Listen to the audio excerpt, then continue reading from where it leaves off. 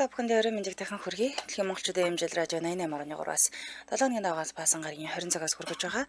Хоолболтол ховь зугаараатай шаршуур нэвтрүүлгийн 2025 оны 6 сарын 9-ны даваа гарагийн дугаар шудархад бэлэн болоод байна. За студид хөтлөгч Ханцаа Амийн найруулагчаар ундрах нар ажиллаж байна. Нэвтрүүлгийн хамтран ажиллагчаар уламжлалыг өдөр бүр алхам тутамдаа доктор Баатарын уушиг цэвэрлэх бэлтгэл мөн хайр та бүхэндээ Юна Арстран хамтран ажиллаж байна. Бэлцэнханаттай үчимэнд хүргэе. За бүгд нь үчимэнд хобаацахтай бэлэн л үсттэй. Билээ. Тийм ээ гэж. За өнөөдөр хиний тухай ярих гэж байгаа вэ гэдгийг товч танилцуулъя. За манайхан Gangnam Style гэдэг дугаар нь сайн мэддэг баха. PSY. Сайн гэдэг тухай ярих гэж. За бэлтгэсэн байна. Үгүй нэг шуум яваад худлаа юм уу? Ямар Монголд ирсэн гэдэг. Тэрийг би хайж болоогүй шүү хөө. Тийм үү. Тэр одоо үний юм уу худлаа юм уу? Тэгээ би сүүлд дахиад нэг рэл харсан байхгүй. Тэгсэн чи ижлэн царайд байхгүй ирсэн сорог байлаа. Тийм үү. Би яарах нөрөөсөө Монгол гэд хайхаар тийм гарчихгүй гадсан шүү. Нэг ирэх чинь гээл тэгээд харна хайлаа гэсэн чинь төстэй царайд байхгүй ирсэн. Цаа надад хэлээдсэн хөдөө хаан чирүүг юм тоглоно гэсэн. Би гаагаад би мэдмээр энэ тоглолт моголтыг нь ямар сони юм бэ гэдэг аараас олоогүй шүү. Таны ярьсныг ч олоогүй. Би олсон. Тэгсэн чи өөр хүн байх шиг байсан. Та баг гудлаа өөрөө. Үгүй нэрээ шал өөр царайд үгүй төстэй царайд байхгүй ирсэн байх шиг. Хуурамч 100 яриад гаргадаг төрлийн эмхтэй юу гүй таач. Би чи яста 100 яриа гаргадаг шүү дээ. Дагнаад хэнийг ярьж байгаа гэж. За би энэ 7 өдрийн туршид Westlife хамтлагийнхаа их танилцуулна. You are my fire. За домгуудыг танилцуулна. Мим байдаг үст нү гэмт хэрэгтнүүд тасааж. Westlife. I want it that way. Тэр дуулаач гэлтэнгүүд нээр хөөрсөн гэмт хэрэгтэн дуулангууд яг мөн бэ. Тэр бичлэг нээр хөөрхөн те. Харин тий. За. Яг чиний крашж яв. Би юу? Та краш төсөнгөө Westlife байгаагүй те. Westlife-ийн ихтэй дуунуудыг бол сонсдог гэсэн шүү харамжилттай. Манай хамт нэг ч их сонсдог гэсэн санагдаж байна. Ой гой хатуу зөндөө штэ тийм ч юм. Тэг яг нэг л би краш чаагүй юм шиг хэний таваа хөөдөө сараад байдаг. Таваа хаа нэгийг аль тавын аль нь гэсэн чи аль нь чи би багтаа харж байгаа. Арай баг байсан юм. Дууг нь сонсдог гэсэн юм шиг. Яг нэг энэ нь тэр гэж хэлэх гэсэн чинь орж ирэхгүй бодох юм. За. Яг тэрийн крашлж гэсэн чинь байдгүй юу? Байхгүй. За би хамтлагийн үүсэл түүхээс нас танилцуулъя тийм ээ. 1998 онд Дублин хотод байгуулагдсан юм байна лээ. За тэгээд Ирландд Дублинд байгуулагдсан Ирландын pop хамтлаг байгаа. За энэ хамтлаг болохоор Ники Берн, Шен Филан, за Кян Яган, Марк Виксли нараас бүрж тийм бэлээ. За Брайан бол 2004 оны 3 сард хамтлагаас гарахаас өмнө бол гишүүн байсан. Тавал байж байгаа нэг нь гараад нэг дөрүүлээ хэсэг явсан юм бэлээ. Ингээ 12 онд бол хамтлаг тарсан юм байна. Дараа нь 18 онд болохоор дахиж нэгдээд за Ирландд энэ хамтлаг болохоор 11 номер 1 цомогтой, 16 номер 1 синглтэй, 34 шилдэг, 50 синглтэй юм лаг хамтлаг байгаа юм уу. За тэгээд 55 сая гаруй цомог борлуулад дээд амжилтыг эвдсэн. Генесийн 4 дээд амжилтыг эзэмшдэг юм хамтлаг юм байна. За дэлхийн хөгжмийн шагнал мөн Brit Awards, мөн MTV шагнал 4 жилийн шилдэг рекорд зэрэг олон шагналуудыг хүртсэн байдаг. За нийтдээ бол энэ хамтлаг 12 студийн цомог гаргасан байдаг. Тэгээд цомог нь бол тэр чигтээ бүгдээрээ алтартай босон гэж хэлж болно. За эхлэл нь яг яаж байгуулагдсан гэдгсэн чинь өсвөр насны хүүхдүүдийг хүсэл мөрөөдлөөс л одоо үссэн гэх юм уу хоорондоо хамтлаг байгуулъя гэж ярьж байгаа. Би нэг ерөнхийдөө бас мэдтгэл байсан юм байна. Яасан гэдгсэн чинь 1998 онд болохоор Ирландын Sligo гэдэг хотод 3 залуу за Шен болон Марк за Кян Яганаар IU гэдэг юм нэртэй хамтлаг байгуулж исэн юм байна ах. Тэгээд тэр хоттой амьдардаг байжгаад багасаа л юм хамтдаа дуу хөгжим тоглож мөрөөдлөө хуваалцдаг байсан буюу хэдүүлээ нэг хамтлаг байгуулъя даа гэж яг ярьдаг байсан юм байна. Тэгээд хэд хэдэн арга хэмжээнд би нөгөө тухайн хотын жижиг арга хэмжээнүүд очиж дуулдаг байсан юм байна л та. Тэгээд Шэний ээж болохоор хамтлагийг болохоор алдарт хөгжмийн продюсер Луис Вашт одоо танилцуулснаар ер нь бол алдартай болох гараа нэхэлсэн гэсэн. За Луисийн хувьд бол өмнө нь Boyzone гэдэг хамтлагийг гаргаж ирж байсан туршлагатай ийм хүн байсан. За ингээд шалхууснаар болохоор Луис авиасыг нь олж хараад бүрэн бүрэлдэхүүнд нь өөрчлөлт хийх хэрэгтэй юм байна гэж үзсэн. За ингээд хамтлаг нэмэлтээр 2 гишүүн нэмээд тавуулаа болсон шинээр бүрдүүлсэн. Уг нь 3 байсан юм шүү дээ. Анх гуруулаа ингээд байгуулагдаж хагаад за юу н өөрчлөх юм байна гэдэг ингээд нийтдээ бол тавуулаа болсон байдаг юм байна. За тэгээд нэмэгдсэн хүмүүс нь болохоор Ники байна. Ники болохоор яг сонио хууч өхөл бөмбөгч байсан. Тэгээ орж ирсэн. Брайан болохоор хамгийн хөгжилтэй юм шоу урлагийн хүн гэж явд юм байлаа. За ингээд шинэ бүрэлдэхүүндээ болоод өөр нэр хайж хэлсэн баа. Хамтлагтаа юу ямар нэр өгөх вэ гэх. Тэгээ Westlife гэдэг нэрийг сонгосон юм байна. Энэ нь болохоор ямар утгатай гэсэн чинь Ирландаас гаралтай гэдгээ илэрхийлж байгаа утга гинэ. Westlife гэдэг. За тэгээ Люсийн хувьд бол Саймон Ковалд танилцуулсан. Саймон бас энэ хамтлагтай холбооч тийм байна. Тэгээ Саймон Ковалд тэдний дуулах чадварыг үнэлээд хамтлагийг өөрөө одоо юм продюсерлаад гаргаж ирэхээр шийдсэн байт юм. Ингээ 99 онд болохоор анхны сингл нь болохоор гараад гарсан даруйдаа Их Британий чартыг тэргүүлээд Westlife-ийн хувьд бол маш богино хугацаанд од болж чадсан. За энэний дараагаас гаргасан дуу болгоно нь бараг л чартын номер 1 болоод хит дуу болоод исэн юм лээ. Тэгэхээр одоо хурдан болон танигдсан хамтлаг л гэж хэлж болно доо. Тэгээд яг хуу Westlife-ийн нэг юм байт юм байна. Анхны цомог бол анхны сингл нь болохоор тухайн үеийн хүүхдийн хамтлагийг алтар нэртэй зэрэгцэжсэн юм байна. Нөгөө лаглаг бой бэндүүд гарч ирцээг зэрэгцэжсэн үйл юм билээ л дээ. За ингээд 2006 онд их газрын хятадд гэхэд нийтдээ 50,000 гаруй аль бие усны пен клубтэй байсан. Ер нь бол хятадд энэ том юутэй пен клубтэй хамт байгаагүй юм билээ тухайн үед. Ингээд 2012 онд болохоор тэдний нэг Your Eyes Me болон Flying Without Wings дуунууд нь оршуулгын ёслолд хэрэглэдэг хамгийн алдартай 20 дууны жагсаалан багтсан юм байна. Оршуулга болохоор дуулагддаг дуу гэж бас байдгийн байна шүү дээ. Энэ нь бас багтсан байдаг. За тэгээд энэ хамтлагч Брунейн султаанд одоо тоглолт хийсэн. Тэгээд 7 дуунаас бүрдсэн хувийн тоглолтод тоглохын тулд 2.5 сая паунд стерлингийн цалин авсан анхны хамтлаг гэж байна. За тэгээд 2000, 2005, 2009 онд Нобелийн их тайвны шагналын концертуудаас оролцож ирсэн юм байна. За мөн хатан хаан 2 дугаар Элизабетэд 2 удаа, Барак Обама, Паул хоёрт бас тоглолтоо хувийн тоглолтоо хийж исэн байдаг бахнэ. За тэгээд Паулам зориулсан хувийн концертод хэрэгсэн анхны pop хамтлаг гэж бас явд юм байна. Тэр үнэхээр алдартай юм байна да. Мундаг юм хамтлаг байна. За тэгэхээр өнөөдөр би хамтлагийн нэг гишүүнийг нас танилцуулаад ингэ явъя те. Тэрнээс нь хамтралж танилцуулж. Энэ сараагч бүгд миний эхлэж бүгдийг ав.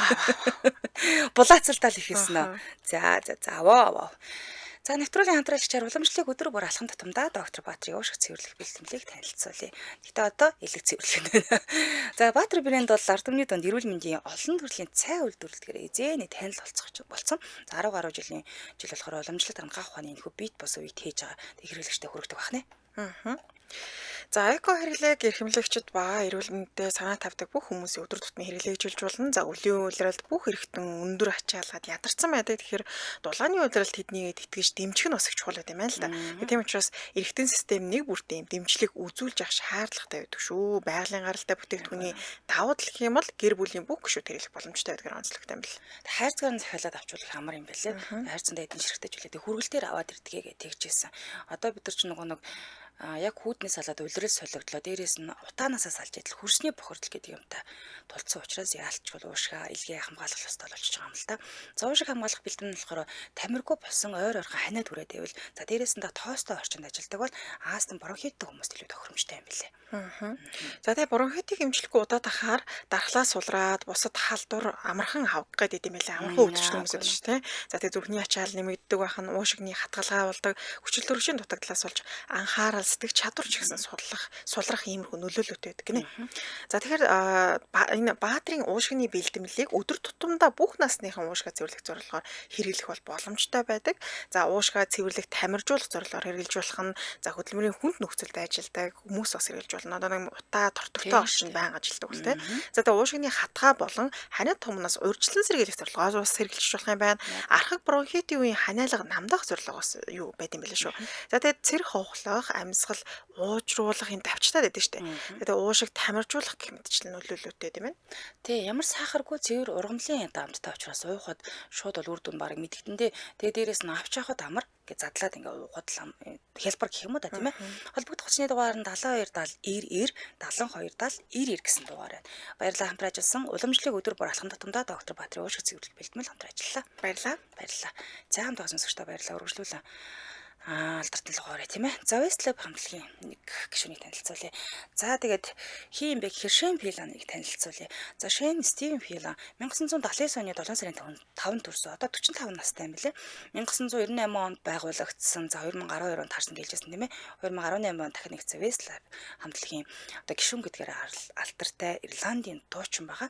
За тэгээд Westlab-ийн хувьд бол 13 цомог гаргаад хамгийн олон одоо хүрсэн болохоор 12 цомог дэлхийн нийтээр хүрсэн юм билээ. За бүх цаг үеийн амжилттай хөгжмийн хамтлагууд гэж хэлж болно. За Виланы хувьд бол бие даасан 3 цомог өөрөө гаргацсан. Их Британийн сингл чартад 16-д орж исэн, 1-р байранд ч орж исэн. Тэгээд ер нь бол Их Британид хөгжмийн түвшинд хамгийн их одоо 1-р байранд гарч ирсэн Ирландийн хөгжмийн уран бүтээлчдийн нэг гэж тооцогддог юм байна. За тэгээд Ирландийн баруун хэсгийн жижиг хот болох Sligo төрсөн Шин 7 хүүхэдтэй айлын хамгийн бага юм билээ. Ерөнхийдөө бол маш өнөр өтгөн.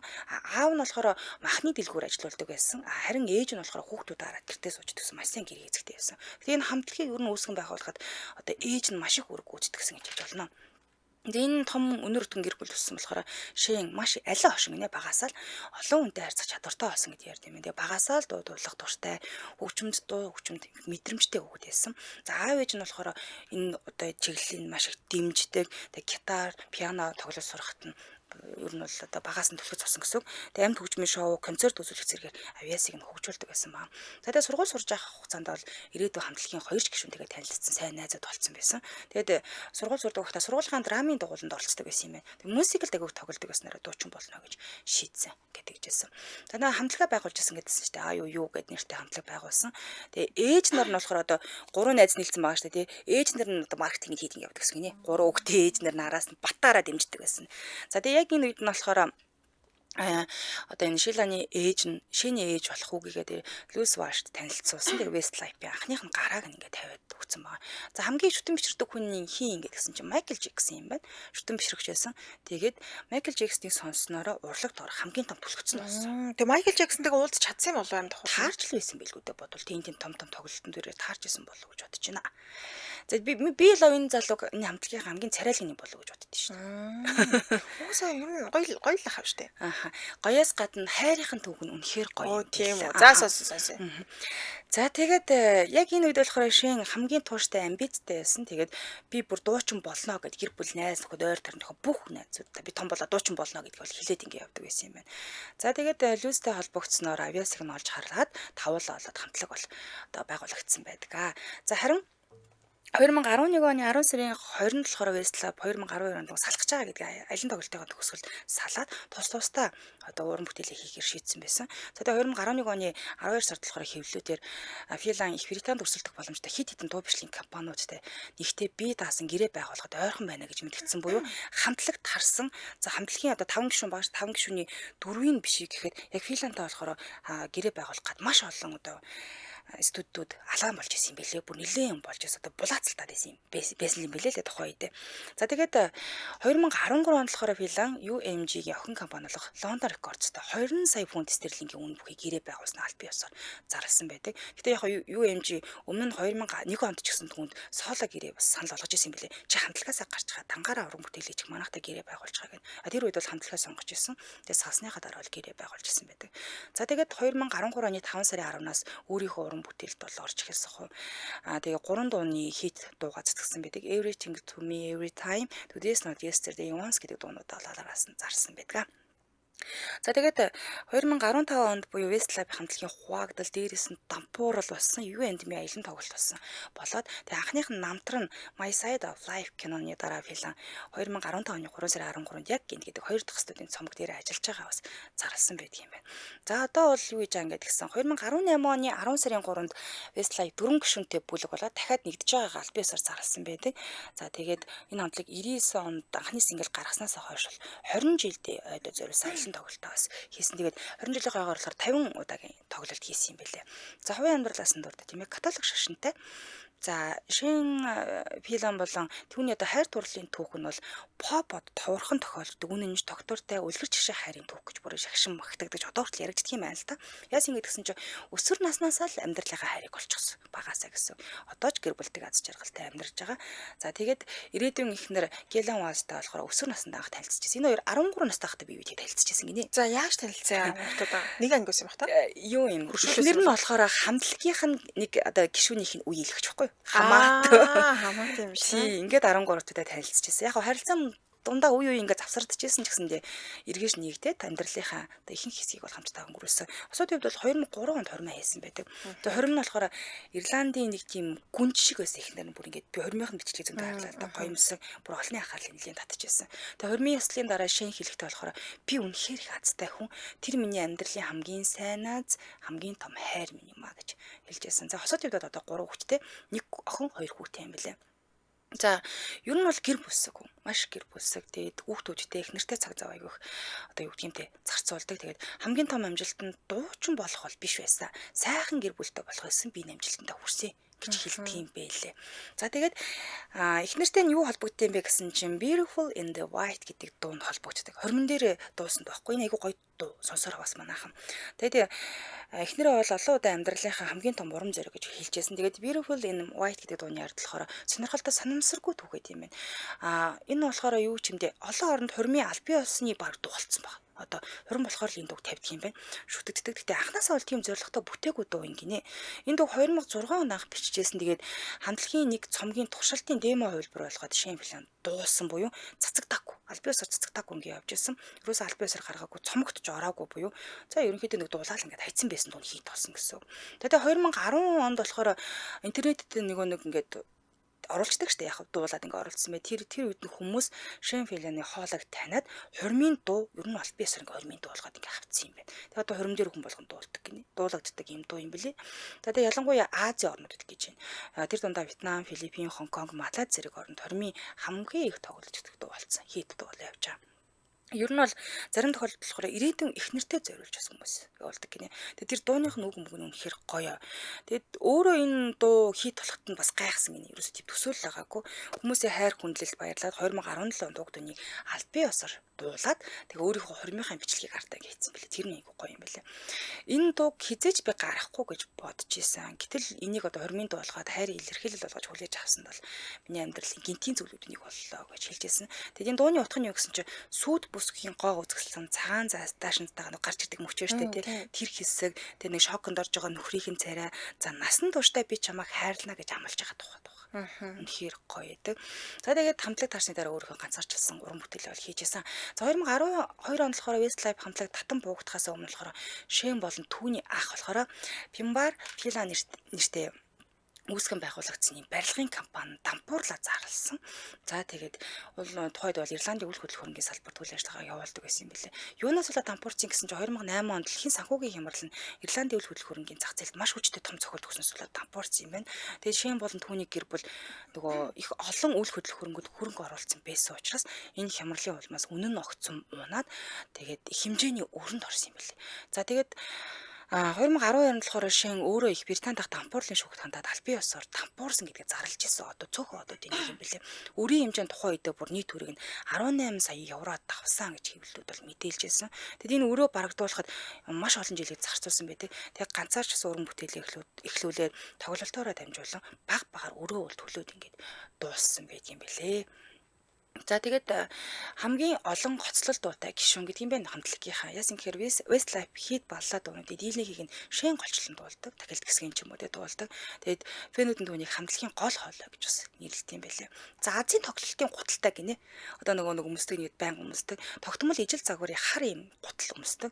Энэ нь болохоор түүнд тийм амжилт өөртөө их итгэлийг нь авчирдаг гэж ярьдаг юм байна. Одоо бол Ирландын жижиг хотод намжим амьдрах турштай хүн юм байлээ. Тэгээд хэрвээ одоо Westlife хамтлагт ороогүй байсан бол юу хийх гээд гэсэн чинь барилгын бизнес эхлэхийг мөрөөддөг байсан. Тэгээд хэрвээ дуучин болоог бол барилгачин болох байсан гэж олон удаа хэлжсэн юм байлээ. За охиндоо зориулсан дуутай I Call B гэдэг дуугаа охиндоо зориулж утсан. Тэгээд түүний хувьд бол гэр бүл нь хамгийн эрхэм зүйл нь. За хобби нь юу гэсэн чинь уралдааны морьтой сонирхолтой, морь уралдаанд дуртай юм байлээ. Ирландын морины уралдааны идэвхтэй таадаг, зарим уралдаанд ивент итгэгч яринж оролцдог юм гэр бүлсийн залуу байна да. Гоё юм уу? 13 настай тань болж шүү дээ. Тийм 13 настайгаас хамтлагийнхаа үеэлтэй тийм ээ. жанжан болоод тэрнээс шамтаа. Тэгээ тэр хорон дээр яа ингээд тэр ихнэрээ харж байгаа харц өөрөө уйлж уйлж мэлж байгаа бүр амар гоё. Бүр ингээд бараг л догтлоо тэр хүний мэдрэмжийн шууд мэдхээр. Санаад ороо. Манай ах хоёр тамирчин байхгүй юу? Одоо энэ усын спорт юу завтай тамирчин. Тийм бүх найзуудтай.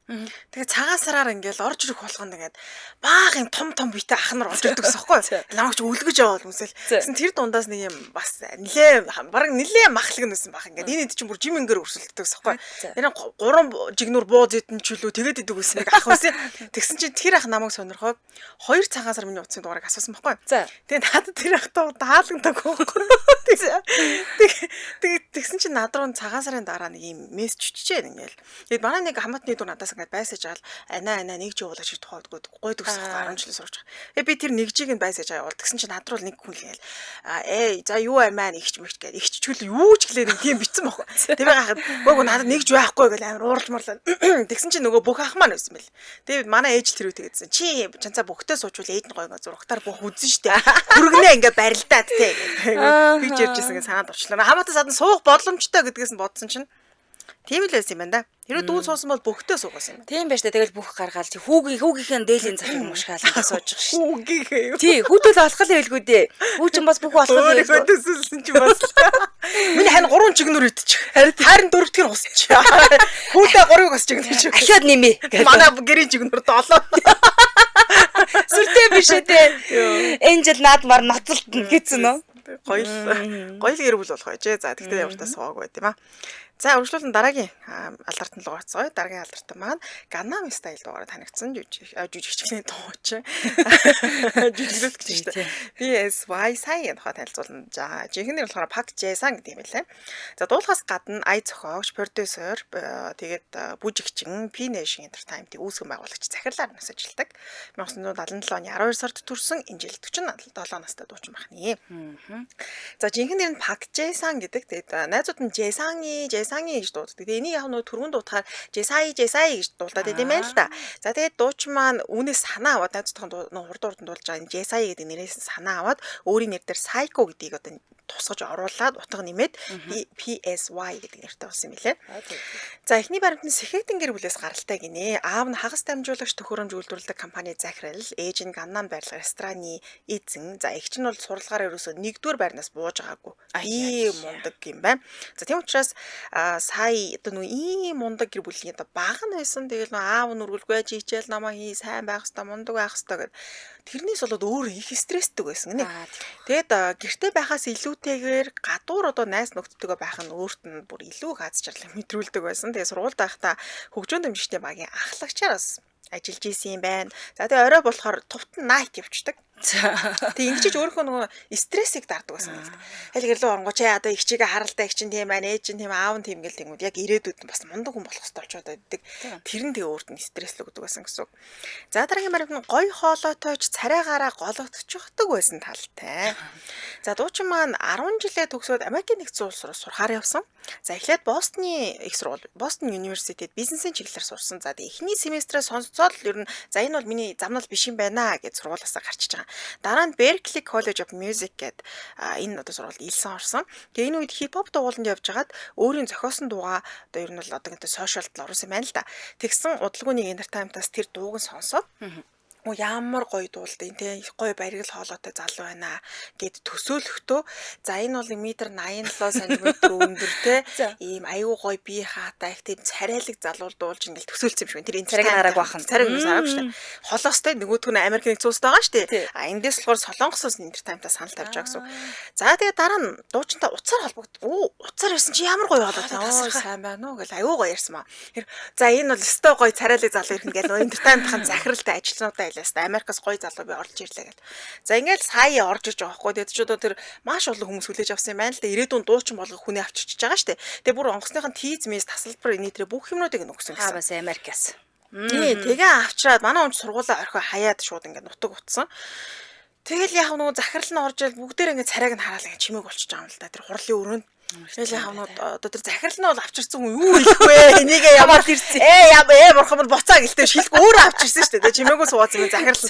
Тэр доод ажилт нь болохоор энэ ч юу болж байгаа юм бэ захирал. Одоо энийг яах юм бэ? Одоо яах нүд мүдийн яах давхраа хийлэх юм. Одоо энийг яах маск зүүлэгч хүн нүүрэнд нь гэл хэцүү юм байж аваад. Нилийн голсон юм л да. Голдоо суулгаж байгаа л тэгэл тойруулаа яриадсан гэсэн. Яахан царай мараг яахан амар мамрын яахан гэдэг яриадсан. Тэгээ ядаж байгаа энэ үед сая шиг ийм царай зүтэ дуучин нэг ч байгаагүй. Юу гэдэг бондгор ийм төрлийн дуучин байгаагүй юм байна л да. Гийн төлөвлөл явж исэн юм тий.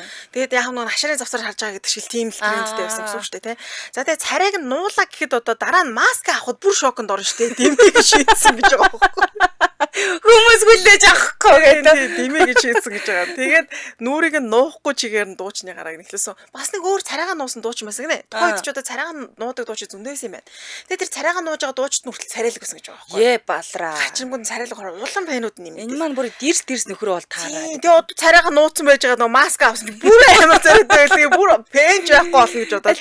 Тэгээд тухайд GOD-гээд хамтлаг эсвэл эд мандчихсэн үе тэгээд дуучин маань зайлуул тэгээд хөгжмийн нэвтрүүлэлд оролцох гол очиж штэ бас л ингээд хар машинтай тэгээд од штэ бас л хөөрхөн тийм тэгэл нөгөө entertainment-ийн хар машин авч өгөөл тэгэл бас л одоо алдартан болох гэж байгаа тий ирээдүйд өсөх боломжтой ингээд дуучнаас түрэн гаргачих гал ингээд дэмжээл тий менежертэй болгоод ингээд явуулсан тэгэнгүүт хөгжмийн нэвтрүүлэн гадаа дандаа бахын GOD хамтлагийн пен охтууд байдаг тэгэл машинаасаа буугаал ингээд гараад ирэнгүүт нь тэр пен охтууд гүүжрэл нь саягаас асуудаг гэсэн нэ ажуши аха энэ хиний машин гэдэг өөрөө гараад ирсэн энэ ямар одын машин гэдэг нь одоос асуухаас тэгэнгүүт нь нөгөө зайл уг нь од нь өөрөөс нь өөдөөс нь хараа зогсоод байгаа штэ тэгээ тэр үед өөрөө бол уг нь 22 настай байсан гэж байгаа байхгүй юу тийм тэгсэн чи бараг үе шахуу охин гүйжирснээр ажуши гээл те аха гэж хэлээд идэв гэсэн. Тэгээд энэ миний машин байгаамаа гэдэг ингээ хэлэнгүүт үгүй таны машин гэдэг ойлгож байна. Тэгээд дуучин нь хаана байгаа юм бэ? Энэ та жолооч нөө гэдэг шиг юм болоод үгүй би байгаамаа гэдэг. Яг нэг иймэрхүү байдалтай байдаг байсан. Тэгээд инээдтэй ч гэхүү гунигтай ч гэхүү GOD хамтлагийн пен охтууд ингээ эндэж одоо тэр танхимд чинь баахан GOD хамтлагийн л пенүүд цугларсан байгаа шүү дээ. Тэгээд манай үнийг сонсох гэж зайлуул хүн ирсэн ч мөрөөгүй ч мараа энэ юм шиг. Тэгээд ийм тухайд дуулж исэн бүжгийн хөдөлгөөн юм холоос ингээ хөндлөн хажууд жишээ ингээ гүүж арслан шигчл юу ч бухшин шигчл юу ч гэсэн нэг болгоостой гүүж ирдэг нэг тийм бүжгийн хөдөлгөөнтэй гинэ тэр ингээ урагшаа огцсон гүүж ирдэг.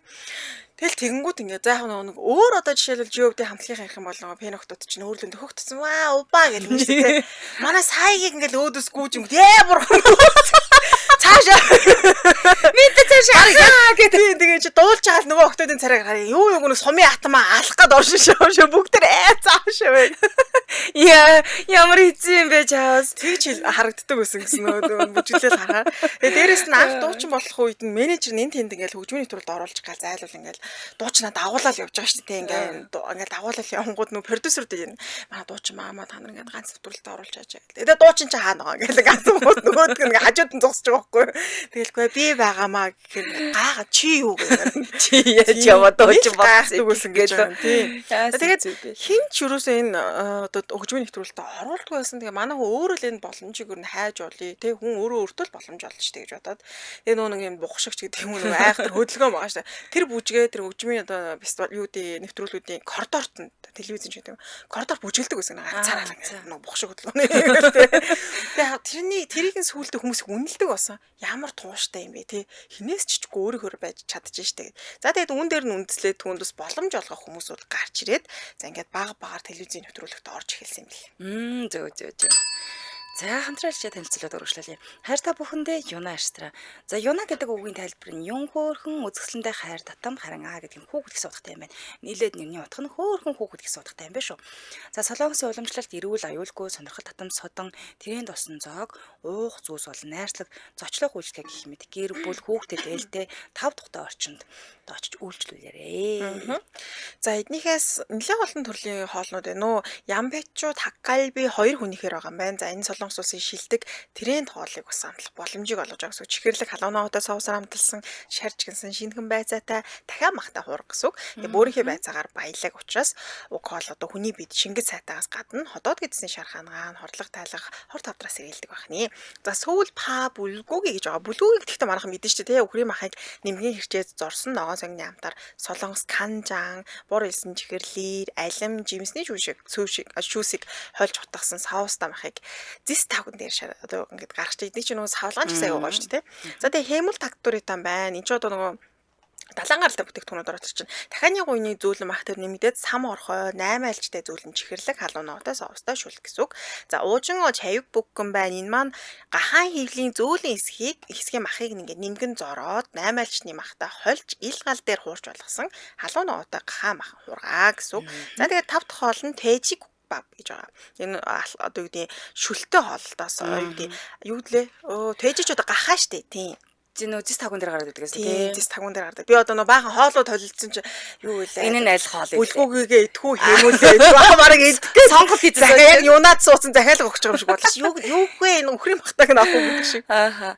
За яна гэр бүлийн бүх гишүүдийг хамарсан хүүхдэд ээлтэй гэр бүл концептыг концептыг агуулсан. За анхны солонгос хоолны эрсдлэн болж чадсан гэдгээр онцлогтой юм байлээ. Тэгээд хүүхдийн өрөөдөө дотроо орохороо за тэгээ маш олон стандартыг нэвтрүүлсэн анхны ресторан шилэн гал тавтай, дээрээс нь тоглог 5 тухтай, чанартай хүнсний бүтээгдэхүүнээр амт чанартай хоолыг хэрэглэгчтэй хүргэдэг. Менюгээ шинжилдэг, шинэ хоол байнга нэвтрүүлдэг. За дээрээс нь Монгол эзэнтэй Монгол ажилчтай гэдгээр даваа талтай юм байлээ. За Монголын хамгийн олон салбартаа солонгос хоолны ресторан, дээрээс нь хүргэлтийн үйлчлэгээтэй бас эдгээр хүргүүлээд авч боломжтой юм байна. Хаяг байршлын болохоор хороолол, цэцэрлэгт хүрээлэн сансар хүүхдийн 100 үнэн мол хангуул ярмаг сапоро натур дархан орхон 70 задад салбарууд байна.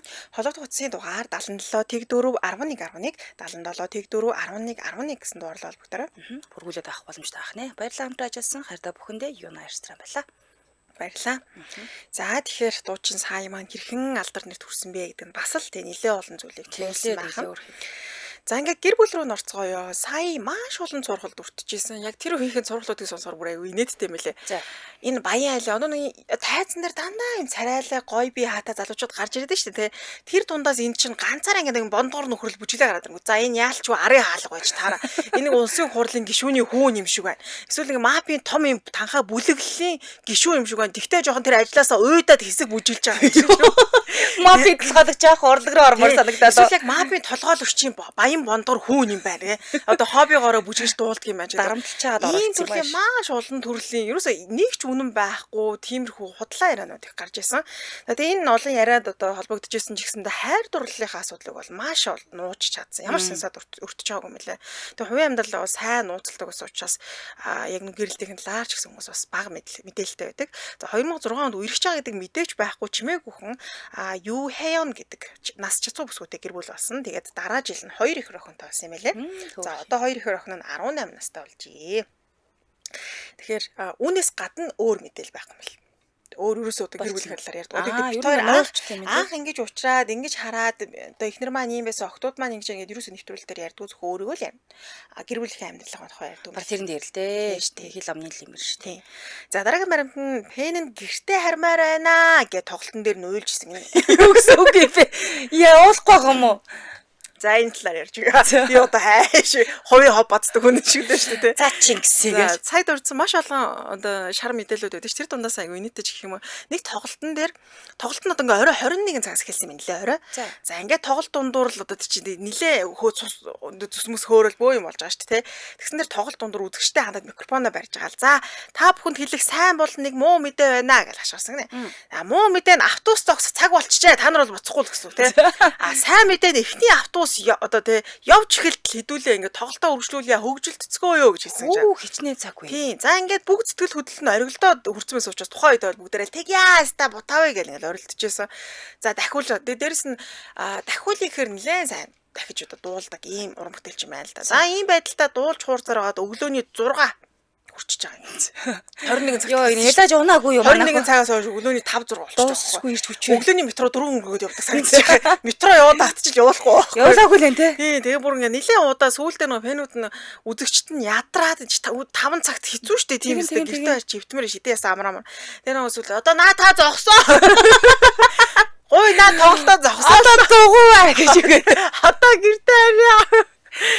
Зарим нэг нь уйлсан гэж хэлээ. Яагаад тэгэхээр энэ том тоглолтын дээр чинь тэгэж шүү дээ. Одоо хамгийн урдлын игнэнд байгаа хүн гарахын тулд тэр хойшоогоо гарч ээж гарна шүү дээ. Тэрнээс тэр дундуур гарна гэх юм бол нөгөө сая чи хүмүүсийн төсвийг үнэхээр хөргөдөг учраас зүрх амарч боломж байхгүй. Тэгэхээр тэр хамгийн урталт маргааш өглөө 9 цагт ажилтаа хүн бол ажил руу очиж чадахгүй байгаа юм шүү дээ. Тийм юм байна тий. Тийм учраас үлдээ уйлж байгаа байхгүй. Одоо наа тоглолтоо зогсоо би харимаар байна гэх. Гэтэ ядраад идэм бэлээ. Сая тоглолт үзсэн би үнэхээр ядраад байсан шүү дээ ихчээ. 12 хүрэх гэж ядарч байгаа үе чи юу өглөөний 6-г үл баг хэцүү шүү дээ. Балаа гэмээр санагтай юм байна. Би яав нэг юунд хундад найзтайгаа өглөөний 4 хүртэл нэг шоудж үзсэн. Тэгээ би бүх юм хайцсан мэл.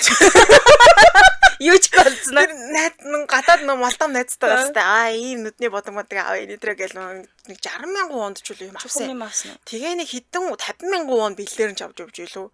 Тэгсэн чи амар инээдтэй автобусны картнаас бусдын бүгдийг нь хайцсан байсан шүү. Тэр гайхаадсан. Тэр нэг евро олон улсын тэр хүмүүс ордог найт клуб байсан. Тэр л орол бүгдийг нь хулгаад алдчих юм ээ. Нэг гой залуучууд өнгөрөөл би ч хараа ямар гой царайлаг ингээд хараадсан. Тэр баг тэр хоорондоо миний халаасаас 50,000 вон хусчихсан. Хөөрхнөө гайхаж байгаа. Голгай гэдэг юм. Ямар гой юм бэ гэтэн. За чи харсан 50,000 вон гэдээ намайг харцсан юм уу төлбөрөөд гэдэг. Юучгүй буцчихсан биш чаавас. За жингээ барих түүний хувьд бол бас амаргүй байдаг аа. За фенотихээ дунд биеийн жингээ маш сайн барьдгараас алдартай. Тэгээд ажлын хуваарийг нарах юм бол одоо маш их хөдөлгөөнтэй шүү дээ. Тасралтгүй бүжүүлж дуулждаг тий. Тэгэхээр жингээ насагтахаас өөр аргагүй байдаг боловч жингээ бол феноттэй зориулаад сайн барьдаг. Жин насагтаад тэгэхээр фенот нуурлаад эхэлдэг нэ. Ямар амар турцсан. Энийг сүс тагсан шүү дээ. Одоо тэгтээ ер нь жоохон өмнөхтэйгээ харьцуулахад нэлээд юм жоохон жингээ хассан тэрийг барьж байгаа юм шиг л. За хүмүүс танигдах гэж их л амьдрал үүсэн гэж түрүүлсэн шүү дээ. За түүнийг дуучнаар эд ажиллаж эхлэх үед нь хөгжмийн нэвтрүүлэлт орсон гинэ. Тэг яг хөгжмийн нэвтрүүлэлт одоо нөгөө ихэндээ бол орч чадахгүй царамуудаа гэл нилээн болж байгаа шүү дээ. Нилээн болж байгаа зайлуул ингээл нэг нэвтрүүлэлт орсон юм байна л да. Тэгсэн хөгжмийн нэвтрүүлэлт орох гэдэг ингээ хүлээлгийн өрөөнд сууж исэн чинь одоо дуучнаа тайзан дээр гар гэл ингээл зарладаг шүү дээ. Тэгэл хүлээлгийн өрөөнд л одоо гарын ажилтан хаалган зохиол сая хаана байгаа юм бэ гэж өдөөс нь хараад хэлчихсэн гинэ. Яг өөрийг нь тийм тэгэхээр иймэрхүү зүйлс бол өөрт нь их л тохиолдчихсэн юм л. Сэтгэлийн тэнхээд байна оо тийм ээ. Хинч танихгүй байгаа ч. Тийм шүү дээ. За холбогдсон гэмт хэрэг рүү орцох юм бол 2001 оны 11 сарын 15-нд Сөүл Памбэдун гэдэг энэ хороонд байрлах гэртээ навчин тамхи энгийн тамхинд орож татсан хэрэгээр шалгагдчихсэн юм байна. Тэгээ хэрэгээ хүлээн зөвшөөрсөн. Америк нэгдсэн улсад байхдаа навчин тамхи татчихагаад Солонгос руу буцахдаа ингээ нууцаар би оруулаад ирсэн юм аа. Тэгээд шин цомог дээрээс нь цэрэгт явах асуудлаас болоод би стресстэй татсан үнэ гэж хүлээн зөвшөөрсөн. За тэгээ үүний улмаас телевизээр гарах нэг хэсэг бол боломжгүй болж байсан. Тэгээ түүний анхны үлдсэн одоо нэг гэмт хэрэг байсан. Тэгээ хэрэгээ өөрөө хүлээн зөвшөөрсөн гэх мэтчлэн зүйлсүүдийг нь харж үзээд торгуул ногдуулсан юм билээ. Тэгээ энэ үед аав нь за чи энэ боломжийг ашиглаад ядаж ухаан суугаад тэ тамхич болтгой татхаа болоо гэж бас аав нь зөвлөж исэн гэсэн юм. За дээрээс нь цэрэгт 2 удаа татагдчихсэн. Ер нь солонгосчууд чинь энэ цэргийн алба бол маш хуурц асуудал шүү дээ. Бүх одоо солонгос залуучууд цэргийн алба хаадаг. Тэр алдартан байна уу, хин байна уу, ерөөс ямар ч хамаа байхгүй. Хэрвээ хууль бусарч гэдэг юм уу, арын хаалгацсан байх юм бол хизээ нэгэн цагт баригдана. За тэгээ тэрнийхээ дагуу хариуцлага заавал хүлээдэг. Саягийн хувьд 26 настайдаа 35 сарын турш цэрэгт явсан ч дахиад цэрэгт явахаар болсон. Учир шалтгаан нь 2003 он анх цэрэгт татагдахтаа төрийн өмчөд газарт ажиллаж одоо цэргийн албаа дүүцүүлсэн байна л та. Тэгсэн дараа нь тэр одоо нөгөө хариуцсан ажлаа ерөөсө тогтмол хийгээгүй. Бүр энэ одоо цэргийн алба хааж авах үедээ өөрийн хувийн ажил болох тоглолтонд оролцох, зураг авалтанд оролцох гэд бусад одоо цэргийн алба хааж байгаа залуучуудтай харьцангуй байдлаар те өөртөө юм давуу талтай цэргийн алба хаасан гэдгэнд баригдсан гэсэн. За тэгээ энэ нь илэрсний дараа солонгосчууд түүнийг бол жинхэнэ харааж зүгсэн. Дал тогтол нь хараасан байдаг.